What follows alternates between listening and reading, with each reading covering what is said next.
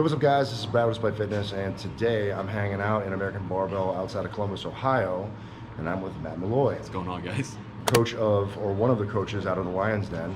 We're up here doing a bunch of stuff, and I wanted to be able to pick his brain as a source of information and talk about something that I think is like super important, especially for my military brethren, right? So ACFT is a big deal for us all, and something that maybe a lot of people are a little bit uncomfortable with or unfamiliar with. And so in my experience so far, one of the things that gives people an issue on the ACFT is the throw.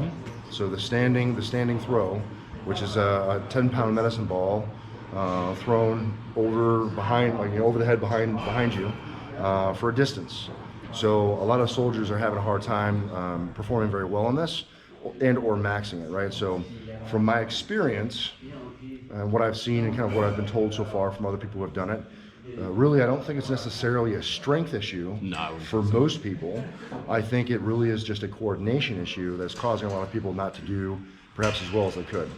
So again, I just kind of wanted to pick your brain and talk about maybe some things that we could do to improve our strength for that event. And then also, most specifically, how soldiers who maybe are a little bit unfamiliar or uncoordinated with that movement might do to make themselves a little bit more comfortable and perform better from a coordination standpoint. Yeah. All right. So just to get you guys on my side, and trust me that I'm not just some random guy giving you guys throwing information. For one, I'm a strongman athlete, so we have to throw stuff all the time. Vertical throws with kegs, sandbags, horizontal throws, again, kegs, sandbags, all that kind of stuff. It's just a big part of the competition. So we're always practicing throws. And then the other thing is we actually have like a fairly large military population at our gym. So we get a lot of guys that are coming in, they have to pass these ACFT tests, and I've actually done the programming for our ACFT program, so I'm kind of familiar with the tests, familiar with what you have to be able to do to get done with these tasks. And what Brad just said with the throwing is basically what you'll see everyone's problem is. I don't think most physically fit people, or at least physically active, not even like supreme levels of fitness, you're going to have the strength, the power to be able to throw the ball the distance you need to be able to throw it. It's just a matter of getting the mechanics down. And I don't even think it's something that I need to specifically teach you, a bunch of different techniques on. It's literally just something you're going to have to go out and practice. So for strongman, that vertical throw, which is what your throw is the most awkward throw. So it's a lot easier to throw something straight up than it is to throw something behind you. And it just takes some repetitions to kind of get that arc you need to send something an appropriate amount of distance. I think we were kind of talking about this beforehand. You're going to see two things. You're going to see one, the person that throws it straight up by accident. Or you're going to see two, the person that dumps it straight into the ground by accident. So getting used to kind of getting it to go on an arc is what's going to be your biggest thing for this. So we'll kind of do two things. One will just be kind of giving you the idea of what you're going to need to do to get it on a proper arc. And then the other one would be is if you're not, super physically active, or you're a little bit worried about your strength, it's just a movement you can do to increase your strength for this exact movement pattern. Very good. All right, let's get after it. All right, so the first thing we'll look at is just a simple kettlebell swing. So this is 50% of what you have to do for the throw. So the throw is kind of your basic explosive hip movement. You'll hear it all the time as a triple extension, which is just your ankles, knees, and hips are all locking out. So that's your triple extension. And that's basically what your basic kettlebell is strengthening that hip movement specifically for that triple extension. So the super easy way I like to teach kettlebell swings is you're gonna line up on top of it, and you're just gonna think about making a nice little equilateral triangle. So I'm gonna line up on top of it, take my one foot back, take my other foot back, and I've just got a nice little triangle here.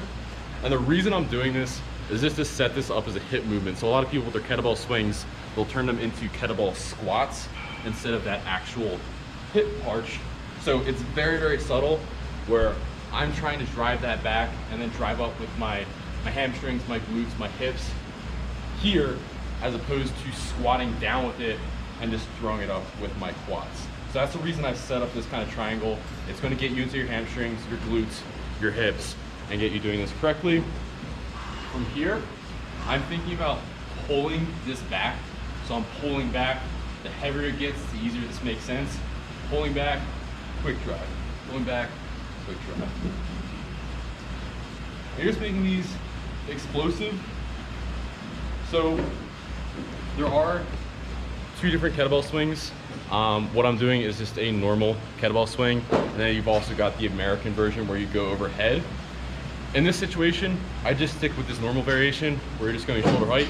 You might think you want to come up here, but that's adding a balance equation to this, and that's not the actual throwing pattern that we need to do. So for the actual throwing pattern, we'll do something else. All right, guys. So for your actual throwing pattern, I think what a lot of you are going to be worried about is like throwing something in your gym, or where the hell you're going to find something to throw. And this is where my kind of strongman mindset comes from. Strongman, we just find a way to get it done regardless of how it has to get done. And even that means you're going outside, picking up a rock and mimicking this movement. That's what you're gonna do for the movement. So the movement is that same exact kettlebell swing movement with the extra addition of a release. And the release is what's gonna screw you up. So if you have that kettlebell motion down, you've got 50% of the movement down, you just have to get used to your release point. So you're finding your object, whatever it is. If you have the medicine ball, you have the medicine ball. If you have the space to throw in your gym, you have the space to throw in your gym. If not, you're taking it outside your house. You're taking it outside in the park, wherever it has to happen. But the throw is still that same setup where you can use that triangle positioning to set yourself up to throw from the hamstrings, glutes, and hips, get that really explosive throw. And it's that same movement pattern where I'm coming through and coming up and releasing. For a strongman, we usually like to get in a rhythm with it. So you'll see most of us kind of take 2 or 3 fake swings before we actually throw. And that's just getting us into the rhythm with the movement pattern. There's no actual true purpose behind those. If your best rhythm is taking 1 swing and throwing, that's your best rhythm and you go with that. For strongman, you usually won't go over 3 because then you're going to start mentally screwing with yourself and you're gonna screw up the throw. So you're looking at 1 to 3 swings before you actually throw it. Now, in terms of getting the release point correct, what you're first gonna do is you're first gonna throw it straight up in the air. So you're going to be thinking of throwing it like this, and this is your release point. So that's gonna end up throwing you straight in the air. The second mistake is gonna be throwing it in the ground, and that's the guy that's waiting until they're all the way arched back here and letting go, and that's gonna release you into the ground. Your good release point is right off of that triple extension. So as soon as I've reached that triple extension, I've got that arc, I'm letting go here. You're going to get it up on an arch, you're gonna get some air under it, and it'll actually go some distance for you. So you're kind of timing that up with the triple extension and just a very slight arch to your back. Again, this throw isn't, particular technique like you'd see with a squat, bench, or deadlift, where everything's gonna be in a perfect spot, or I can kind of teach you that perfect spot. It's gonna be something you learn just by practicing it. And it's gonna be messed up a bunch of times before it happens correctly. So just go out, practice the movement. You'll hit it once, and that's when you'll start getting it over and over and over again. Is once you get that first kind of correct throw, you've got it in your mind where that release point needs to be. So if you are having those problems with release point, which is probably the majority of you, just practice it and you will find the release point. If you're showing up to the ACFT, not having practiced it, now you've got the pressure on to make that throw, that's when you're gonna make the mistakes. All right, guys, that's it. That's the video. I hope that it gives you some thoughts about how to do as well as you can do on the throw. And like we talked about, it's kind of a coordination thing. So just finding a way to get outside and begin to throw things is a really good way to just practice the release point and get that familiarity with it. It doesn't even have to weigh the 10 pounds. As long as it weighs something where you can kind of get used to how it is to throw that object is good. A lot of the gyms on post, COVID stuff depending, will have equipment that you can utilize. Maybe be able to take it outside and practice for yourself.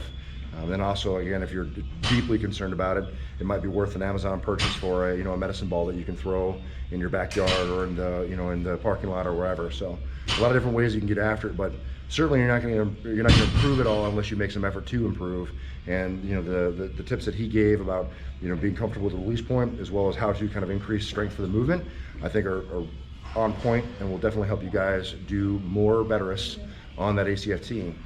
Also of note, before we close this down, I do want to mention that Matt recently wrote a program for the ACFT. So if you're out there and you're concerned about your ability to perform well in ACFT and you're looking for a program that you can follow that'll kind of help beef you up to better prepare you for that event, then you can check out their website, and I'll put all the information in the description box below. You guys can get to that site and be able to pick up that program for yourself if that's something that you're interested in. Anyway, that's it, guys. I want to thank Matt for his time and the help trying to take care of our military brethren. Hopefully you can be more betterist on that ACFT and get the promotion points and or just not fail. That's important too. But yeah, guys, that's it. If you have any questions, comments, or concerns, drop the chat box below. I'll be sure to respond. I appreciate you guys continuing to support me on the channel with everything that you do. It means a lot. And just remember, like we talked about, you're never going to get better unless you get out there and you start practicing. So you got to get in there and train despite. You're either going to find an excuse, you're going to find a way, and hope that you guys continue to find the way. Thanks for watching. We'll see you in the next one. Peace.